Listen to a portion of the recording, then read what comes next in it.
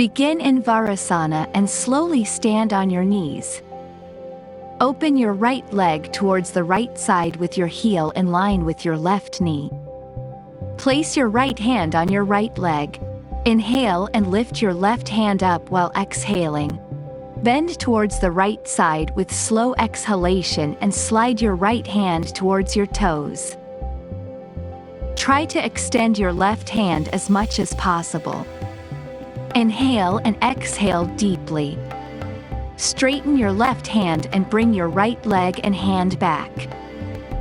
Open your left leg towards the left side with your heel in line with your right knee.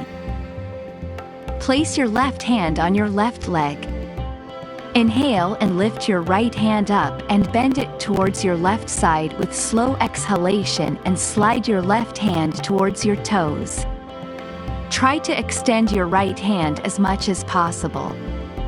Breathe in and out. Feel the stretch by the side of your trunk. To release, bring your hand and leg and sit back in Parighasana.